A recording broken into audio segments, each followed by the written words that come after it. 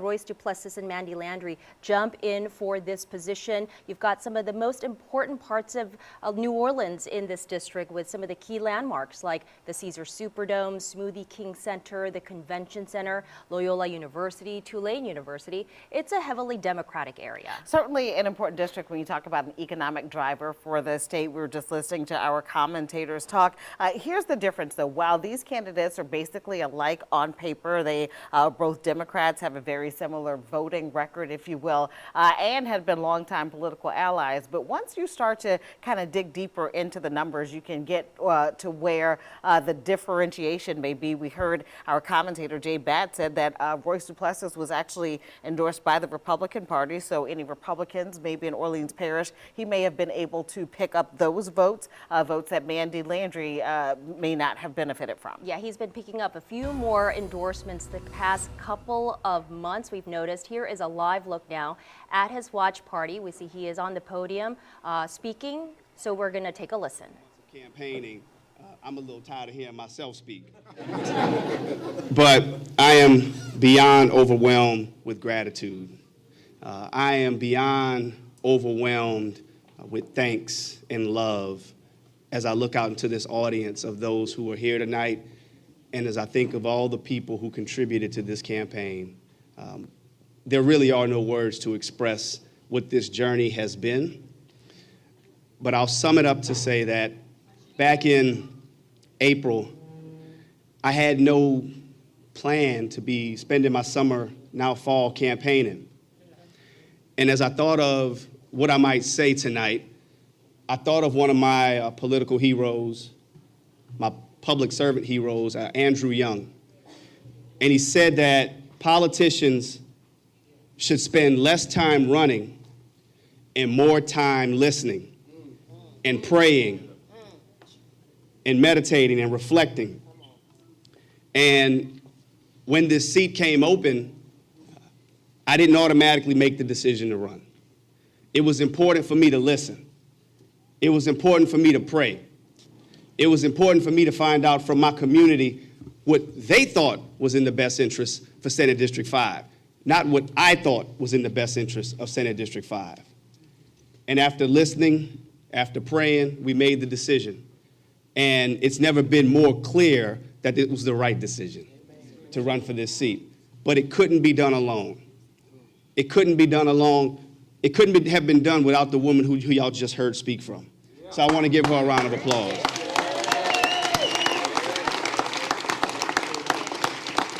Over 4 years ago, when we did it the first time, she looked much different because we were expecting. And Reese hadn't gotten here yet, but since that time, Crystal has not complained one time. But not for her, I wouldn't be standing here right now, okay? But not for these two people, Hetty and Wilfred behind me, I wouldn't be standing here right now.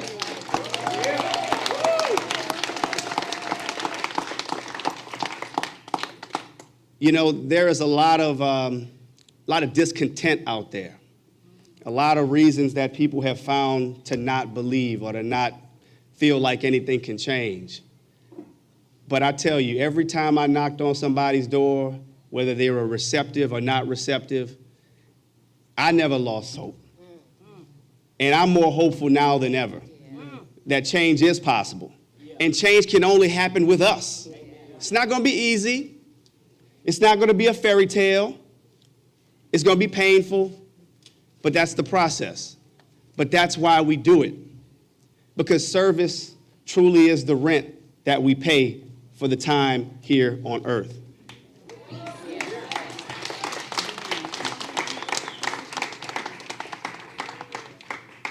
People ask me often, okay, what are you going to do different now as a senator? What would you do different now in the Senate?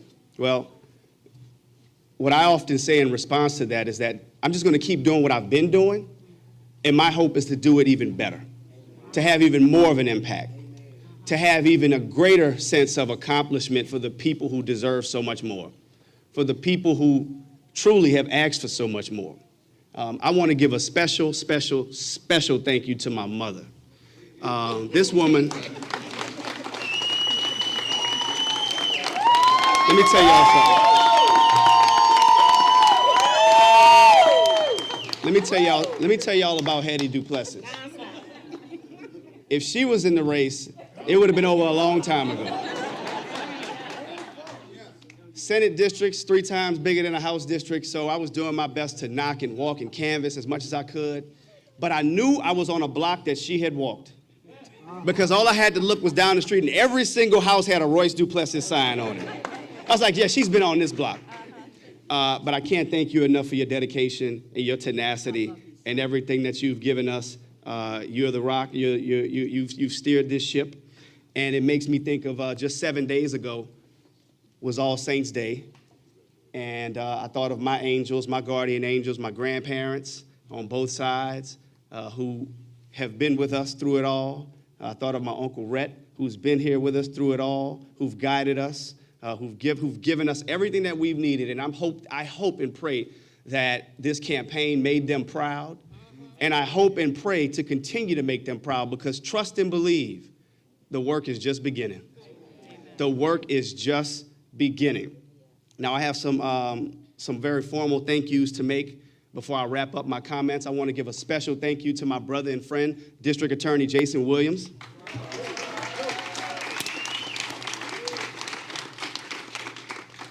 I said it last night because he and Liz were kind enough to host an event for me. He was the first person to ever endorse me politically when I first decided to make the crazy decision to run for political office.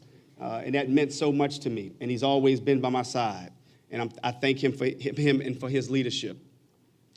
I want to thank my team. Guys, all throughout this campaign, our motto was, people would ask, well, how's it going? How's it going? We said, well, we got the best candidate and the best team, so we think it's going okay. But I had the best team for certain. My campaign manager, Cherie Teamer. I want y'all to give her a round of applause.